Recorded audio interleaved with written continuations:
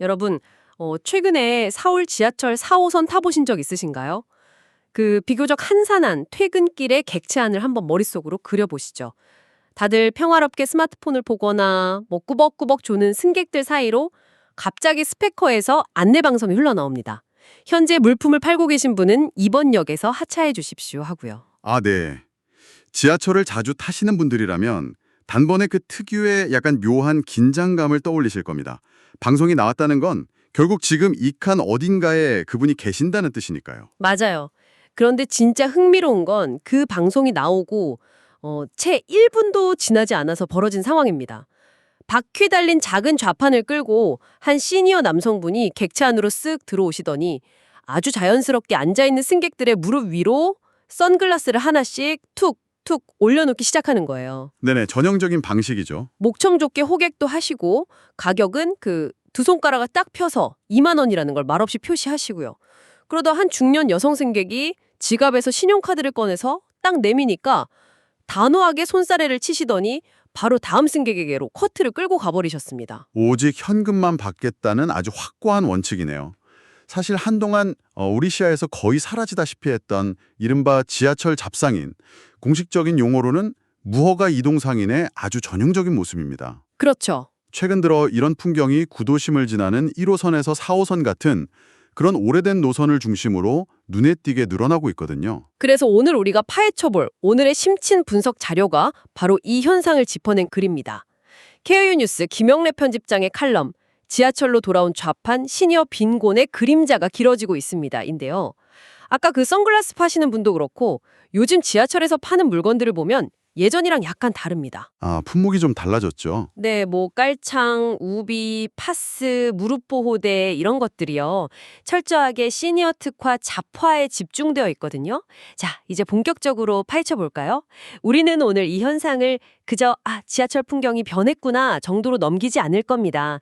깔창과 무릎 보호대가 왜 하필 지금 이 시점에 지하철로 돌아왔는지 그 이면에 얽힌 경제적이고 사회적인 원인을 해부해 볼 예정입니다. 네, 그 접근이 이번 탐구의 아주 핵심적인 미션입니다.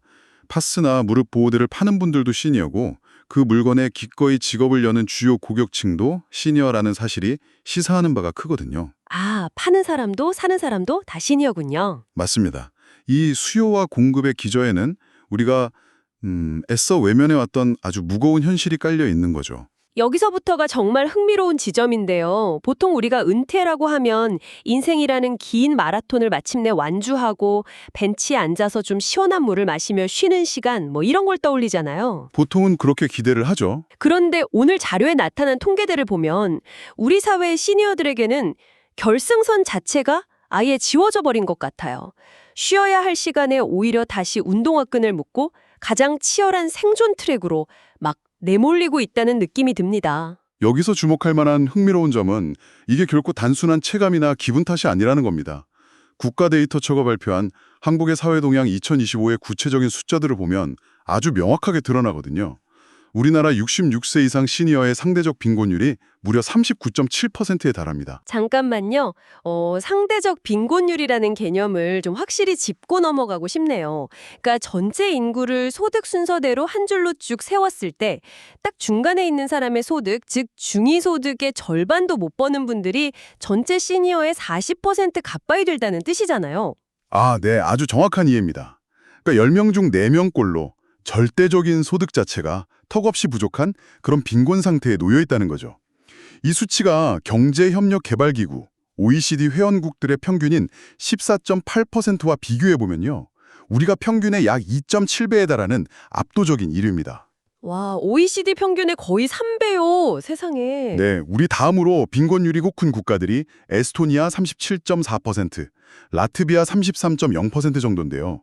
한국의 전체적인 경제 규모나 1인당 GDP 수준을 고려하면 유독 이 시니어 계층에만 빈곤이 집중되는 건 굉장히 기형적인 구조인 거죠. 그럼 결국 이분들이 은퇴 후에 자아 실현이나 여유로운 사회 참여를 위해서 소일거리를 하시는 게 아니라 말 그대로 당장 내일 생활비 때문에 어쩔 수 없이 일터로 나가야 한다는 뜻이네요. 네, 그게 바로 65세 이상 고용률 역시 38.2%로 OECD 최고 수준을 기록하고 있는 진짜 이유입니다. 고용률 1위라는 타이틀만 보면 얼핏 노인들이 활기차게 일하는구나 하고 긍정적으로 보일 수 있거든요. 수치만 보면 되게 좋아 보이긴 해요. 그렇죠. 하지만 그 내면을 들여다보면 당장의 밥값을 벌어야 하는 생계형 노동이 절대다수로 차지하고 있습니다. 여기서 더 뼈아픈 지표는 이분들의 건강 상태입니다. 75세 이상 시니어 중에서 무려 3가지 이상의 만성질환을 동시에 앓고 있는 비율이 46.2%나 됩니다. 와, 절반 가까운 분들이 만성 질환을 3개나 달고 사신다고요. 아까 4호선에서 그 무거운 카트를 끌고 다니셨던 분도 어쩌면 허리나 무릎, 여기저기가 아프실 텐데 그 아픈 몸을 이끌고 매일 흔들리는 지하철을 타야만 한다는 거잖아요. 노년의 노동이 결코 한가로운 선택이 아니라는 것을 이 숫자들이 명백하게 증명하고 있는 셈이죠. 아프면 당연히 쉬어야 하는데 쉬면 당장 생활이 안 되니까 진통제를 먹어가며 다시 카트를 끄는 악순환이 계속 반복되는 겁니다. 그런데요, 여기서 청취자 여러분도 저랑 똑같은 의문을 좀 가지실 것 같아요. 제가 알기로는 우리나라 시니어분들이 평생 엄청 열심히 일하시면서 그래도 집 한 채 정도는 다들 장만하셨다고 들었거든요. 네. 부동산에 대한 애착이 워낙 강한 세대이시니까요. 네, 칼럼에 인용된 자료를 봐도 65세 이상 가구주의 주택 소유율이 67.8%나 된다고 나와 있습니다. 아니, 자산이 아예 없는 것도 아니고 번듯한 자기 집이 있는데 왜 당장 먹고 살 생활비 몇만 원이 없어서 지하철에서 무릎 보호대를 팔아야 하는 그런 기묘한 모순이 생기는 거죠? 이 현상을 더 큰 그림과 연결해보면 답이 나옵니다. 시니어들이 다시 이동상인으로 돌아오게 된 구조적 요인 3가지가 있는데요. 첫 번째가 바로 시니어 자산 구조의 기형성입니다. 한국개발연구원 KDI의 분석에 따르면 한국 시니어 자산의 무려 85.1%가 실물 자산, 즉 부동산에 묶여 있습니다. 85.1%요? 거의 전부네요. 네, 미국이 57.8%, 일본이 37%인 것과 비교하면 이건 정말 비정상적으로 높은 수치죠. 85%면 그냥 전 재산이 집 한 채에 다 쏠려 있다는 거네요. 이거 마치 그 전 재산이 거대한 얼음덩어리로 꽁꽁 얼어붙어 있는 것 같습니다. 재산은 분명히 눈앞에 저기 있는데 당장 목이 말라도 녹여서 마실 수가 없는 상황인 거죠. 아주 훌륭한 비유입니다. 진짜 딱 그렇거든요. 평생을 바쳐서 대출을 갚아가며 집 한 채는 간신히 마련했는데 막상 은퇴하고 나니까 그 얼음을 깨서 당장의 현금으로 만들 도구가 아예 없는 겁니다. 답답하네요, 정말. 집을 팔고 아주 싼 곳으로 이사를 가거나 주택연금에 가입하지 않는 이상 매달 쓸 돈이 없는 광범위한 하우스푸어 현상이 이 세대를 완전히 덮치고 있는 거죠. 여기에 더해서 두 번째 요인인 미성숙한 연금 체계가 상황을 완전히 벼랑 끝으로 몰아갑니다.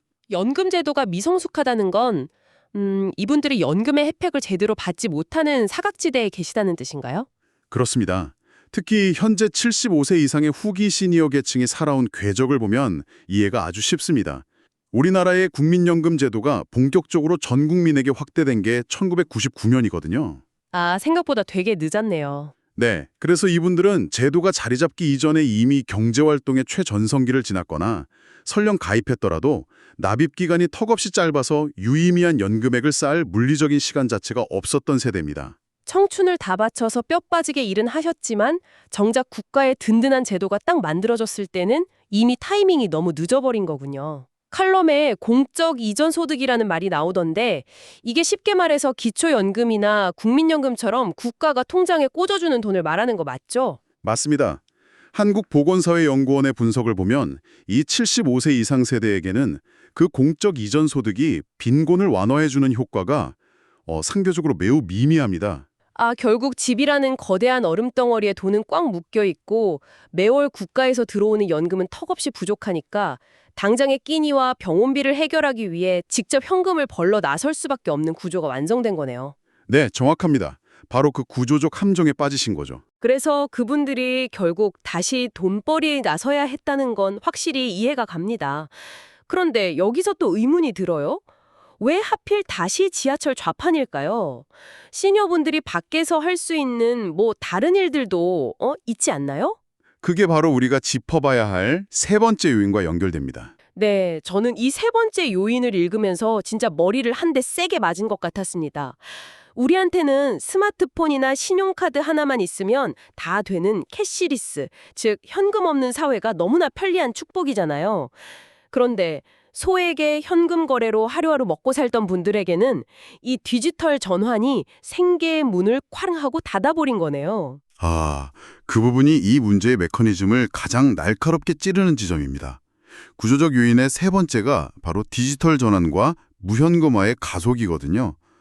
불과 십몇 년 전만 해도 길거리에서 노점을 하시면 지나가는 사람들이 주머니에 짤랑거리는 동전이나 1,000원짜리 지폐를 꺼내서 물건을 사곤 했습니다. 맞아요. 예전엔 다 현금 들고 다녔으니까요. 그런데 지금은 길에서 붕어빵 하나를 사 먹을 때도 다들 계좌이체를 하거나 카드를 내미는 시대가 됐잖아요. 맞아요. 게다가 요즘은 다이소 같은 저가 잡화점들이 진짜 동네 구석구석 다 들어와 있고 웬만한 생필품은 쿠팡이나 온라인 쇼핑으로 다음날 새벽에 집 앞까지 바로 배송받잖아요. 굳이 길을 걷다가 좌판에서 깔창이나 파스를 살 이유가 완전히 사라진 거네요. 그쵸. 특히 코로나19를 거치면서 이런 오프라인 노점 경제의 토양이 완전히 메말라 버렸습니다. 카드 결제기나 모바일 송금 시스템을 갖추기 어려운 시니어 상인들은 길거리에서 하루 종일 손님을 기다려봤자 현금을 내미는 사람을 만날 수가 없는 겁니다. 아, 정말 막막하시겠네요. 물론 과거에는 이 시니어 노동력의 일부가 택배 분류나 아파트 경비, 청소직 같은 비공식 노동시장으로 흡수되기도 했습니다. 하지만 상황이 변했죠. 요즘은 그런 일자리들도 키오스크나 무인화 기기로 대체되고 남은 자리마저도 경쟁이 엄청 치열해졌잖아요. 젊은 사람들도 많이 뛰어들고요. 바로 그겁니다. 시대의 변화에 밀려난 끝에 그나마 현금 결제가 여전히 통용될 수 있고 특정 시간대에 잠재적 고객들을 한 공간에 묶어둘 수 있는 유일한 곳을 찾게 된 거죠. 그게 바로 지하철 객차 아닌 겁니다. 아, 갇힌 공간이라는 점이 작용을 하는군요. 네, 바깥 세상은 너무 빠르게 디지털화되어 버렸지만 지하철 안에서 승객 무릎 위에 선글라스를 딱 올려놓는 그 짧은 순간만큼은 아주 원초적인 1대1 대면 거래가 성립하거든요. 비공식 노동시장의 한계와 디지털 사회가 만들어낸 그늘이 정면으로 만나는 지점이 바로 지하철 좌판인 것입니다. 이야기를 쭉 듣다 보니 청취자 여러분도 아마 지하철에서 이런 상인분들을 마주쳤을 때 속으로 느꼈던 약간의 그 작은 내적 갈등이 떠오르실 것 같습니다.